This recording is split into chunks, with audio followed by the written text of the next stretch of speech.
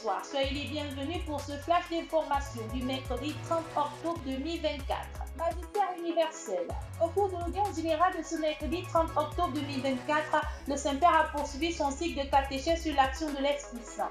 Ce matin, le pape François s'est focalisé sur l'importance du sacrement de la confirmation au cours duquel l'acte d'imposition des mains permet de communiquer visiblement et de manière charismatique avec l'Esprit Saint. Pour le pape François, la confirmation doit être le point de départ d'un engagement actif dans la vie de l'Église. Il a ainsi invité les fidèles réunis place Saint-Pierre à raviver la flamme du don de Dieu pour devenir comme des porteurs de flambeaux aux Jeux Olympiques, par exemple, des porteurs de la flamme de l'Esprit. Nouvelle d'Église. Après quelques jours de la clôture des travaux de la seconde session de la 16e Assemblée Générale Ordinaire du Synode des évêques, son Excellence, Monseigneur Georges Bizimana, évêque du diocèse de Ngozi au Burundi, a souligné le sentiment de fraternité qui a été au cours de ces assises.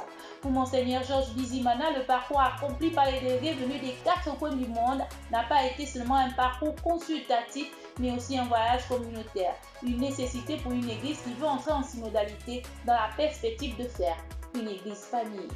Église en marche. Célébrer chaque 2 novembre après la fête de la Toussaint, la commémoration des fidèles défunts donne l'occasion aux baptisés de prier pour le repos de leurs âmes.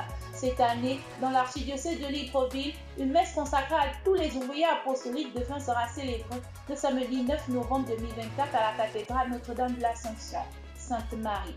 Pour ce faire, tous les fidèles sont invités, dans la mesure du possible, à faire parvenir les noms des ouvriers apostoliques qui ont servi dans l'archidiocèse de Libreville et dont ils auront connaissance au plus tard, le mardi 5 novembre 2024.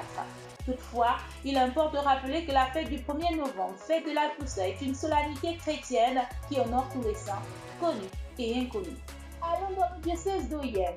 Dans le cadre de la poursuite de ses visites canoniques, son Excellence, Monseigneur Jean-Vincent Ndoyen, évêque d'Oyem, a procédé tour à tour aux installations des curés des paroisses nouvellement affectées. Le dimanche 27 octobre 2024 dernier, le tour est revenu à l'abbé Ghislain Abessolo Dombaji, qui a été installé dans ses nouvelles charges à la paroisse Saint-Basile-le-Grand par l'ordinaire du lieu au cours de la messe qu'il a présidée en présence des fidèles. Au terme de cette célébration, l'évêque d'Oyem a également fait la présentation des membres de la curie diocésaine et du nouveau vicaire de la dite paroisse, l'abbé Nervel Zwenge.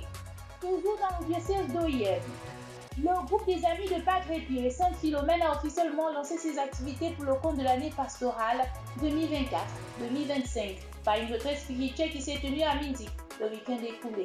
Cette retraite s'est déroulée sous la direction de l'abbé Jean-Pierre Asumumba, aumônier diocésain de ce groupe. Les Amis du Saint-Sacrement.